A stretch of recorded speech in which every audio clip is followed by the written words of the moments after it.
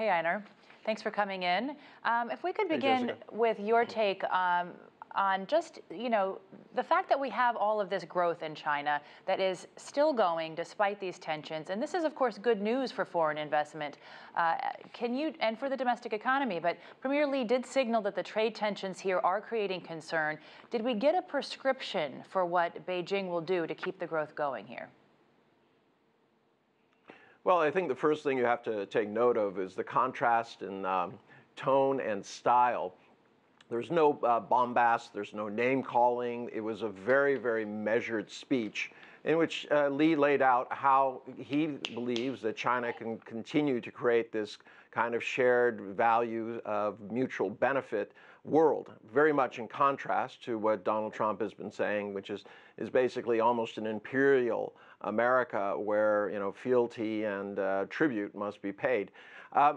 Very clearly, he's talking about opening up. He said he's not going to use fiscal stimulus, that this is going to be a long-term situation where they are going to drive the economy with technology, with consumption, with all the things that China has to offer as opposed to what it wants from other countries.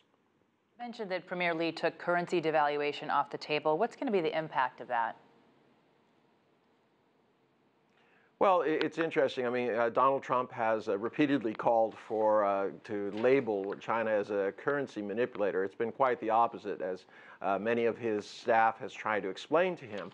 But by bringing this up, it's really a signal to the rest of the world that China is going to maintain a very stable outlook. It's going to maintain a stable currency. Very important to solidifying faith in the Chinese economy, because people coming in and out don't want to be subject to these kind of massive fluctuations in currency. It's bad for business, especially when you're a country like China that has 122 primary trade relationships with countries around the world. They don't want to see this kind of up and down because it's just not part of doing business. Very much in contrast to the rising dollar.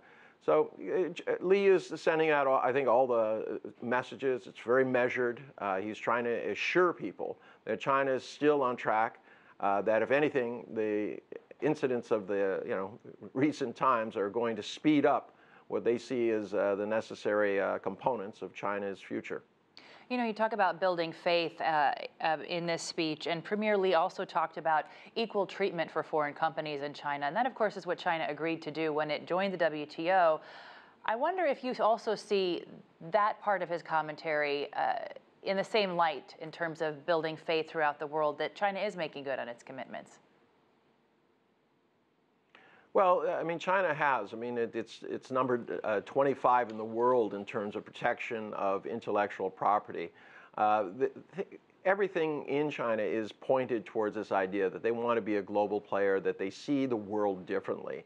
They don't see it as one country versus another country. They see it as shared destiny, this idea of the Belt and Road, all of these cooperative efforts. RCEP, the very ambitious trade program, which would rival in size the TPP, is a good example of how China sees the future. Very, very different from Donald Trump.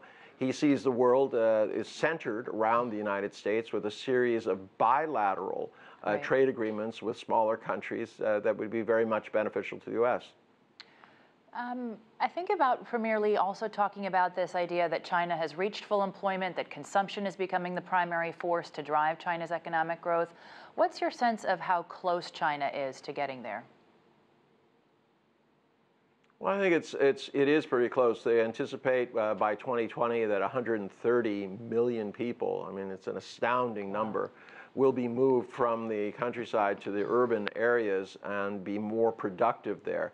It frees up land in the countryside to be more productive in terms of food and things like that. China produces 95% of its own food currently, but it would like to produce more. It has a very small arable land area. So yeah, China has done the things it needs, and it's looking at environment, it's looking at its business environment, cutting red tape, all of these things. Yeah. This is all music to the ears of people who are trying to plot out their economic future, especially companies who are have been recently sitting on their hands because they just don't know where this trade deal is going to go. I think the U.S. is made it clear that they're trying to push American suppliers at least out of China. Not suppliers, I mean manufacturers out of China, have them go elsewhere. But you know, in a recent survey in China, only 6% of the American companies here said that they'd be willing to leave, or I mean, willing to go back to the U.S.